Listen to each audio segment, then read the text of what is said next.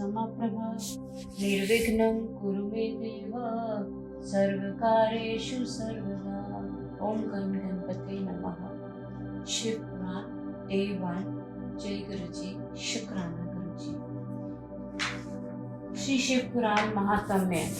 भवादि मग्नं दीनं मां समुद्धर भवन्वात् करम ग्रह गृहणीयतांग दासोऽहं तव शंकर। शौनक जी के साधन विषयक प्रश्न करने पर सूत जी उन्हें शिव पुराण की उत्कृष्ट महिमा सुनाना। श्री शौनक जी ने पूछा, महाज्ञानी सूत जी, आप संपूर्ण सिद्धांतों के ज्ञाता हैं। प्रभु, मुझसे पुराणों की कथाओं के सारत तत्व का विशेष रूप से वर्णन कीजिए। ज्ञान और वैराग्य सहित भक्ति से प्राप्त होने वाले विवेक की वृद्धि कैसे होती है तथा साधु पुरुष किस प्रकार अपने काम, क्रोध आदि मानसिक विकारों का निवारण करते हैं। इस घोर कलिकाल में जीव प्रायः आसुर स्वभाव के हो गए हैं। उस जीव समुदाय को शुद्ध बनाने के लिए सर्वश्रेष्ठ उपाय क्या है?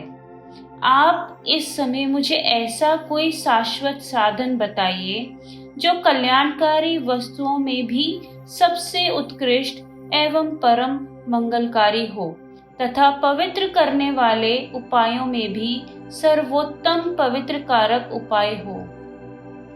तात, वह साधन ऐसा हो जिसके अनुष्ठान से शीघ्र ही अंतःकरण की विशेष शुद्धि हो जाए तथा उससे निर्मल चित्त वाले पुरुष को सदा के लिए शिव की प्राप्ति हो जाए।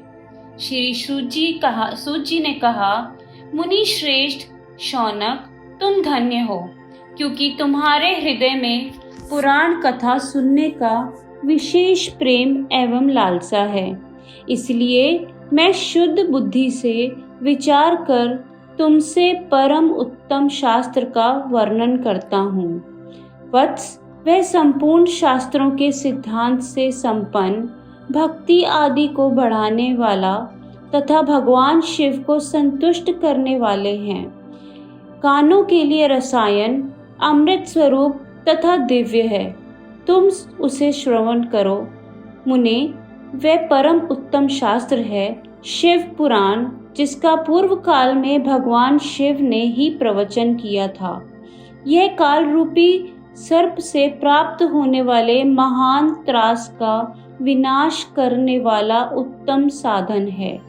गुरुदेव व्यास ने सनत कुमार मुनि का उपदेश पाकर बड़े आदर से संक्षेप में ही इस पुराण का प्रतिपादन किया है। इस पुराण के प्रणयन का उद्देश्य है कलियुग में उत्पन्न होने वाले मनुष्यों के परम हित का साधन है। यह शिव पुराण परम उत्तम शास्त्र है। इसे इस भूतल पर भगवान शिव का वाङ्मय स्वरूप समझना चाहिए और सब प्रकार से इसका सेवन करना चाहिए। इसका पठन और श्रवण सर्व साधन रूप है। इससे शिव भक्ति पाकर श्रेष्ठतम स्थिति में पहुंचा हुआ मनुष्य शीघ्र ही शिव पद को प्राप्त कर लेता है। इसीलिए संपूर्ण यत्न करके मनुष्यों ने इस पुराण को पढ़ने की इच्छा की है अथवा इसके अध्ययन को अभीष्ट साधन माना है। इसी तरह इसका प्रेम पूर्वक श्रवण भी संपूर्ण मनोवांछित फलों को देने वाला है।